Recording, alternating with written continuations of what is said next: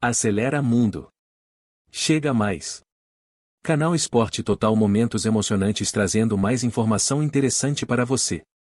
Hoje vamos falar do motociclismo com as atualizações do momento sobre o WSBK. Está no ar o boletim sobre moto número 34. Não esquece do like, inscrição, compartilhamento e aquela coisa toda, e certo? Acesse nosso site www.informatudo.com.br/esportes. É para lá que vamos buscar essa informação. Aqui no site falamos de esportes de combate, futebol, automobilismo e, claro, motociclismo com a MotoGP e o Mundial WSBK. Bom, vamos então às informações de hoje.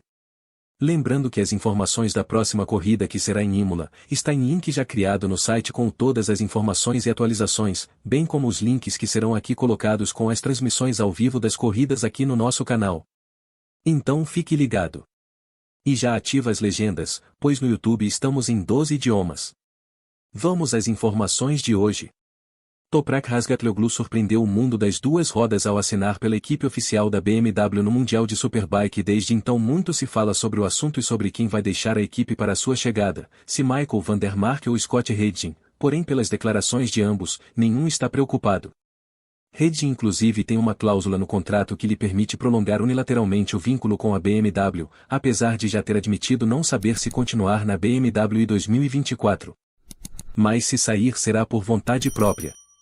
E há uma opção em cima da mesa que tem passado despercebida, e a entrada de Razgatlioglu e a continuidade da dupla de pilotos atual não é convencional, mas é permitido e já aconteceu no passado. Foi em 2008 quando a equipe All-Star Suzuki inscreveu 3 pilotos para competir na categoria WSBK, de Max Neukirchner, Yukio Kagayama e Fonsi Nieto.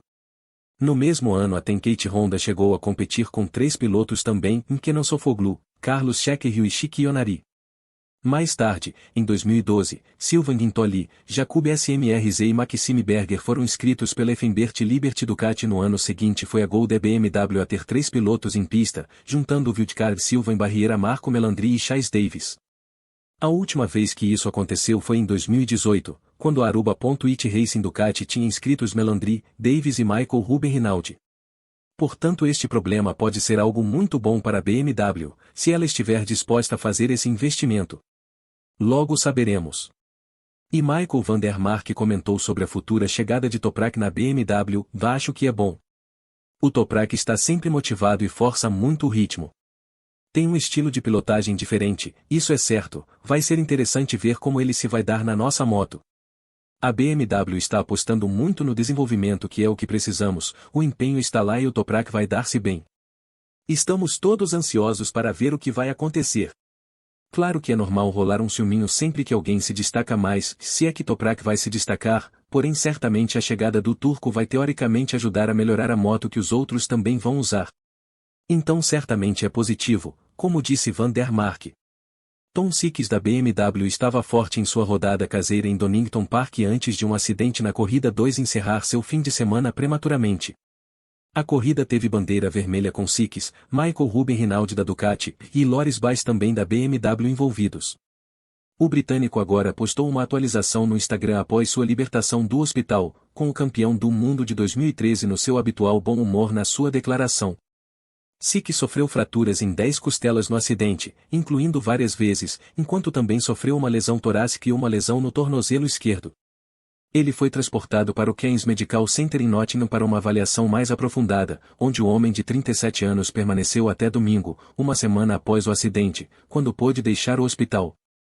Na internet, ele escreveu: "Daqui estamos saindo do hospital exatamente uma semana depois de entrar nele. Tenho tantas pessoas a agradecer, mas felizmente todos sabem quem são. Mas especialmente toda a equipe médica, desde a pista em Donington, até minha estada no Keynes Medical Center, em Nottingham. Que trabalho incrível todos eles fizeram. Além disso, meus patrocinadores técnicos da Inês e Shark Omets por fazerem um trabalho inacreditável. Eu tenho 10 costelas direitas quebradas e 3 dessas costelas com fratura dupla, então essencialmente 13 fraturas na caixa torácica direita, não é o ideal quando você gosta de rir. Além disso, uma fratura no tornozelo esquerdo, mas isso não conta quando as costelas estão envolvidas. Esse é essencialmente o primeiro obstáculo feito. Agora vou me concentrar na recuperação e no tempo com a família e amigos para o meu retorno. Quero agradecer a todos pelos votos de melhoras. Estes são realmente apreciados e realmente tornam as coisas um pouco mais fáceis. Eu realmente aprecio e amo o apoio. Nossa, com tantas costelas quebradas ele realmente teve muita sorte. Michael Ruben Rinaldi da Ducati foi submetido a mais testes após a queda que teve em Donington Park no último fim de semana de corrida. O piloto da Ducati caiu na corrida 2 enquanto tentava evitar o confronto à sua frente. Rinaldi foi levado ao centro médico para um exame após o acidente, onde foi diagnosticado uma leve concussão e uma lesão no tornozelo direito. Em um comunicado divulgado na quinta-feira, a Aruba.it Racing Ducati forneceu mais uma atualização sobre Rinaldi, que dizia: Michael Rinaldi passou por uma ressonância magnética (CMRI) de acompanhamento de 2 dias atrás, para descartar qualquer dano a longo prazo. O resultado foi normal. Na próxima quinta-feira, antes da prova, o piloto vai ser submetido a todos os exames médicos funcionais necessários, para avaliar as consequências da concussão e confirmar que está apto a correr em casa. Sobre o acidente, Rinaldi falou: Luciques caiu à minha frente, tudo do que me consigo lembrar é que de repente eu estava na brita. Tentei abrandar para não passar por cima dele, depois eu fui atingido por trás na perna. Rinaldi não se recorda da queda e admitiu que se considera sortudo por sair sem lesões e não me lembro de nada sobre a queda em si, bati forte com a cabeça. Depois vi os serviços de emergência e tinha muitas dores no meu tornozelo. Felizmente, nada está fraturado. Tenho sorte por poder ir para casa assim. O troço foi feio e para ver o vídeo basta clicar no primeiro link na descrição, o vídeo está lá, assim como tudo que você está vendo aqui na tela. Fantástico mesmo foi o pódio conquistado por Danilo Petrucci em Donington Park, o seu primeiro na categoria. O Hulk da Barnes Park Racing Team levou a sua Ducati ao terceiro lugar na corrida 2. Depois da prova, as emoções e festejos foram muitos, e ainda durante a volta de consagração, o líder do campeonato, Álvaro Bautista da Ducati não deixou de cumprimentar efusivamente o rival e colega de marca pelo sucesso na prova. Veja no vídeo que também está no primeiro link na descrição. Para a Honda, o final de semana em Donington Park não foi bom, pois nenhum piloto conseguiu colocar nenhuma moto entre os 10 em nenhuma corrida. Após a rodada, Lecuona e Vierge explicaram o que deu errado e onde podem melhorar rumo a Imola. Na corrida 1, Vierge conquistou o 11º lugar, enquanto Lecuona se retirou nas últimas voltas fazendo a equipe perder parte de sua vantagem sobre a BMW no campeonato de fabricantes. A BMW terminou com 2 motos entre os 10 primeiros. A Honda marcou apenas 7 pontos no Reino Unido, enquanto a BMW diminuiu a diferença na batalha pelo 4º lugar com 24 pontos. Refletindo sobre os problemas da Honda, Lecuona disse: e não quero dizer nada em geral. Eu lutei. Não sabemos por quê. Na corrida 1, quando caí, não fiz nada. Estava tudo igual, mas, no final da corrida com o pneu usado, caí. Eu não fiz nada de especial. Não é um momento fácil para nós. Nós lutamos muito. Não entendemos nada. Não é a melhor maneira. No domingo, tentamos coisas diferentes. De manhã, funcionou. À tarde, minha largada foi boa, mas na primeira volta, com a nova base, não consegui fazer um bom aquecimento do pneu traseiro e quase caí na curva 7. Fiquei atrás do Tito.